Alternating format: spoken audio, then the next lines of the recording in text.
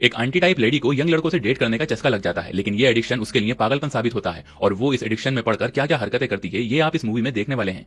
कहानी शुरू होती है और हम मार्क नाम के एक लड़के को देखते हैं जो कि अपने दोस्त वॉल्टर के साथ था। वॉल्टर जब मार्क के साथ उसके घर आता है तो देखता है कि मार्क की मॉम तानिया ने मार्क की सरप्राइज बर्थडे पार्टी ऑर्गेनाइज की है। पार्टी में मार्क के सभी दोस्त हैं, लेकिन मार्क की नजर तो सिर्फ मेलेनी नाम की एक लड़की पर ही टिकी थी, क्योंकि मार्क मेलेनी को काफी पसंद करता था। ये बात वॉल्टर भी अच्छे से जानता था, इसीलिए वॉल्टर मार्क को एक आइडिया देता है। वो कहता है कि तुम अपनी मॉम को आज रात के लिए कहीं बाहर भेज दो, फिर हम दोनों मेलेनी के साथ पार्टी करेंगे। घर में सिर्फ मार्क और तानिया ही रहते थे, क्योंकि कुछ टाइम पहले मार्क के पिता की डेथ हो गई थी, इसीलिए तानिया ने सिंगल मदर की तरह मार्क की देखभाल की थी। यही वजह थी कि तानिया मार्क को लेकर काफी पॉजिटिव थी। तानिया मार्क पर नजर बनाए रखती थी और कभी कभी तो मार्क का लैपटॉप भी चोरी चुपके चेक किया करती थी।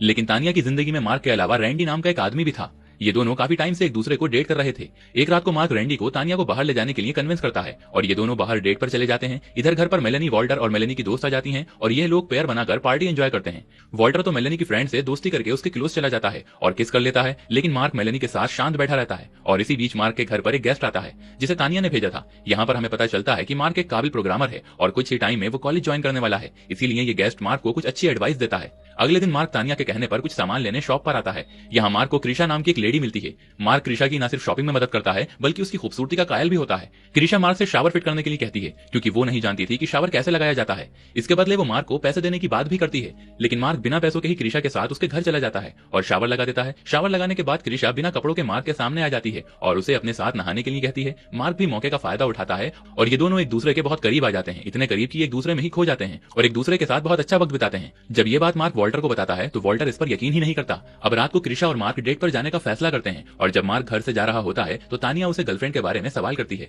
पर मार्क तानिया को कुछ भी नहीं बताता। यहाँ रैंडी को तानिया का इतना ओवर प्रोटेक्टिव होना कुछ अच्छा नहीं लगता।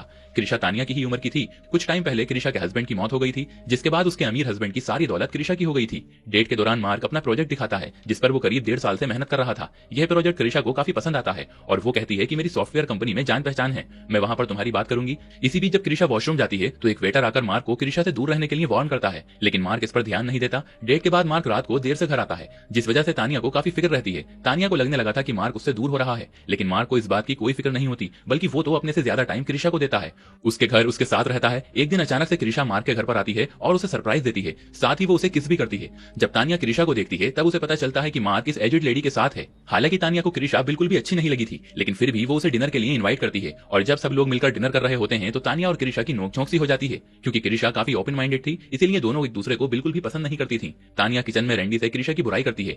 इधर बाहर क्रिशा मार्क के साथ होती है और मार्क को उसकी मॉम के अगेंस्ट भड़काने लगती है। फिर मार्क को अपने साथ अपने घर पर ले जाती है। अपने बेटे को इतना दूर देख तानिया को बिल्कुल भी अच्छा नहीं लगता, लेकिन वो यहाँ पर कुछ भी नहीं कर सकती और मार्क क्रिशा के साथ चला जाता है। घर पर क्रिशा मार्क के साथ नए मेथड से करीब होने का ट्राई करती है और दोनों पानी में एक दूसरे के करीब आ जाते हैं, लेकिन ये न्यू एक्सपीरियंस की वजह से मार्क की जान खतरे में आ जाती है। इधर हम तानिया को देखते हैं जो कि क्रिशा के बारे में सर्च करती है और उसे पता चलता है कि क्रिशा ने दरअसल एक एजिड आदमी से शादी की थी, जिसकी मौत के बाद क्रिशा को उसकी सारी संपत्ति मिल गई। यहाँ पर तानिया को क्रिशा के घर का एड्रेस भी पता चलता है, इसीलिए तानिया अगले दिन क्रिशा के घर मार्क को लेने पहुंच जाती है। तानिया को अपने घर पर देखकर क्रिशा बहुत गुस्सा होती है और उसे काफी बातें सुनाने लगती है। दरअसल क्रिशा चाहती थी कि मार्क तानिया से अलग होकर उसके साथ रहने लगे, लेकिन तानिया कहती है कि मुझे अपने बेटे पर पूरा भरोसा है कि वो ऐसा कुछ भी नहीं करेगा।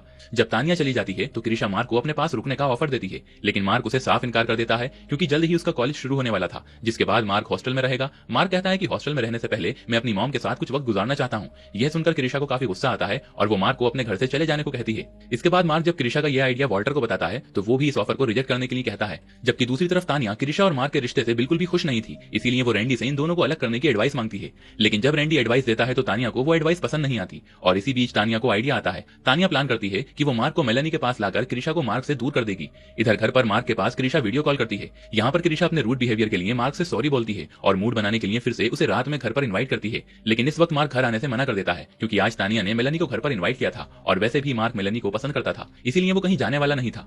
मेलेनी, मार्क और तानिया एक साथ बैठकर लंच करते हैं और लंच के बाद तानिया मार्क और मेलेनी को अकेले कुछ टाइम बिताने का मौका देती हैं और दोनों कुछ टाइम के लिए बाहर घूमने जाते हैं। दोनों को एक दूसरे की कंपनी काफी ज्यादा पसंद आती है और जब दोनों साथ बैठे होते हैं तो पहली बार मार्क मेलेनी को किस करता है। यहाँ पर हम क्रिशा को भी देखते हैं जो कि मार्क को मेलेनी के साथ देखकर बहुत गुस्सा होती है। इन दोनों को किस करता हुआ देख क्रिशा को बहुत ही जलन फील होती है। घर आने के बाद मार्क को खुश देख तानिया भी बहुत खुश होती है और तानिया को समझ में आ जाता है कि मार्क को मेलेनी के साथ काफी अच्छा लगा। उसके बाद मेलेनी जब अपने घर के लिए निकलती है तो रास्ते में क्रिशा इस पर अटैक कर देती है और मेलेनी के मुंह पर टैप लगाकर उसे धमकाती है और मार्क से दूर रहने के लिए कहती है। क्रिशा के हाथ में चाकू देखकर मेलेनी काफी डर जाती है और जाते वक्त क्रिशा मेलेनी को एक कट भी मारती है। यहाँ पर हमें समझ में आता है कि क्रिशा मार्क को लेकर कितनी ज्यादा सीरियस है। अगले ही दिन मार्क मेलेनी से वीडियो कॉल पर बात करने की कोशिश करता है, लेकिन मेलेनी उसकी कॉल रिसीव नहीं करती। जबकि दूसरी तरफ हम तानिया को देखते हैं जो मार्क और क्रिशा के दूर जाने से बहुत खुश थी। यह बात जब तानिया रैंडी को बताती है तो उसे मार्क के लिए इतना ओवर प्रोटेक्टिव देखकर कुछ अच्छा नहीं लगता।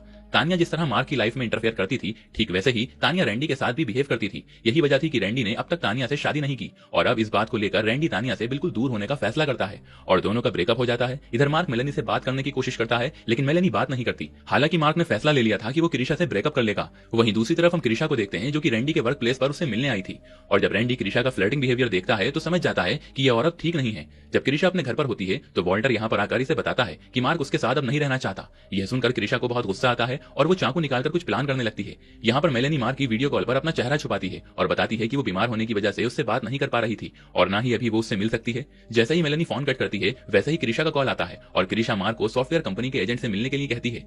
हालांकि इस वक्त मार्क उसे मना करता है, लेकिन क्रिशा की जिद करने पर उसके घर आने के लिए राजी हो जाता है। क्रिशा के घर जाने से पहले वो ये बात तानिया को भी बताता है और फिर क्रिशा के घर जाकर सॉफ्टवेयर कंपनी के एजेंट से मिलता है। वैसे तो जिस प्रोजेक्ट पर मार्क काम कर रहा था वो कंपनी ने पहले ही बना लिया था, लेकिन जिस तरह मार्क अपने प्रोजेक्ट डिफाइन करता है वो तरीका इस शख्स को काफी पसंद आता है, इसीलिए वो मार्क को जॉब का ऑफर देता है। भले ही मार्क को जॉब मिल गई थी, लेकिन मार्क इस जॉब को करने से मना कर देता है क्योंकि वो कॉलेज में जाने वाला था। मार्क क्रिशा से दूर रहना चाहता था। ये देखकर क्रिशा मार्क पर अटैक कर देती है और उसे कमरे में बंद कर देती है।